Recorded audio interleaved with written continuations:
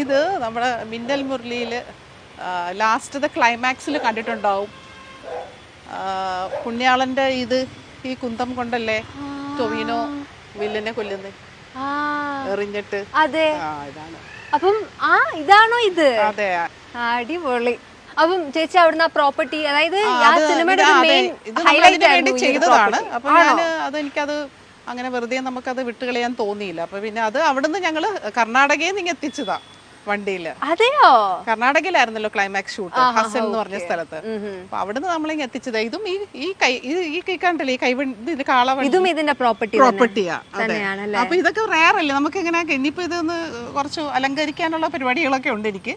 അതിനെ ഒന്ന് ചേച്ചി അപ്പം എല്ലാ സെറ്റിൽ നിന്നും ഇങ്ങനത്തെ എന്തെങ്കിലും പ്രോപ്പർട്ടി മെയിൻ ആയിട്ടുള്ള എടുക്കും. ആർഡിക്സിന്റെ ബൈക്ക് നമ്മൾ വെച്ചിട്ടുണ്ട്. നമ്മളത് കൊച്ചി ഓഫീസിൽ ഇരിപ്പുണ്ട്.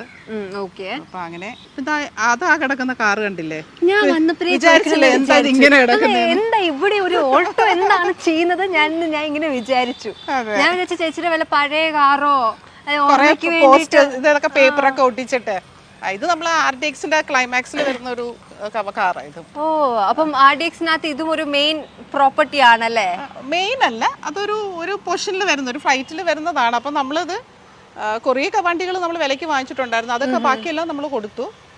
ഇത് പിന്നെ ജസ്റ്റ് ഒരെണ്ണം ഇങ്ങനെ ഓർമ്മയാണോ, ഒരെണ്ണം ഇവിടെ കൊണ്ടുവന്ന് വെച്ചു. അതെ, ഇത് കുറെ കഴിയുമ്പോൾ ചിലപ്പോൾ നമ്മളങ്ങ് കൊടുക്കും. മിന്നൽ മുരളിയിൽ ടൊവിനോ ഇട്ട കോസ്റ്റ്യൂംസ് ഒക്കെ അതെവിടെയുണ്ട്? അത് നമ്മൾ സൂക്ഷിച്ചു വെച്ചിട്ടുണ്ട്. മിന്നൽ മുരളിയുടെ ആ ഒരു മെമ്മറിക്കായിട്ട് ആ കോസ്റ്റ്യൂം നമ്മൾ നല്ല വൃത്തിയാക്കി അതിനെ ഒരു ബോക്സിലാക്കി വെച്ചിട്ടുണ്ട്.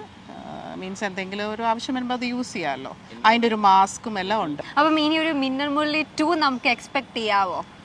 ഡെഫിനറ്റ്ലി നമുക്കത് പ്ലാൻ ഉണ്ട്. പക്ഷേ സമയം എടുക്കുമായിരിക്കും അത് സംഭവിക്കാനായിട്ട്. കാരണം എല്ലാവരും തിരക്കാണല്ലോ. ബേസിലായാലും ടൊവിനോ പല പ്രോജക്ട്സിൽ. മിന്നൽ മുരളി 2 എന്ന് പറയുമ്പോൾ അത് എല്ലാവരും പ്രതീക്ഷിക്കുന്ന ഒരു പ്രോജക്റ്റുമാണ്. അപ്പം ഇങ്ങോട്ട് വരുമ്പോഴേ ഭയങ്കര ഒരു ഫോട്ടോ കോർണർ പോലെ. അതെ, ഓരോരോ മെമ്മറീസ് അല്ലേ. ഞങ്ങളുടെ ഒരു 25th വെഡിങ് ആനിവേഴ്സറിക്ക് എടുത്ത പിക്ചറാ. ഇതിനകത്ത് രണ്ടുപേരും ഭയങ്കര യങ് ആയിട്ടിരിക്കുന്നു. അതെ, ഇപ്പോഴും അങ്ങനെയല്ലേ? ഇപ്പോഴും മാറ്റമൊന്നുമില്ല.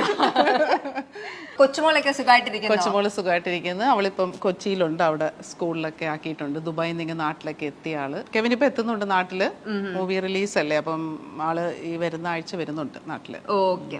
അപ്പം ഇതെന്താണ് ഈ ഫ്രെയിമിനൊക്കെ ഒരു പ്രത്യേക ഡിസൈൻ ഒക്കെ? എനിക്കൊന്ന് ജയ്പൂർ രാജസ്ഥാനി ആ ഡിസൈൻ അല്ലേ ഇത്.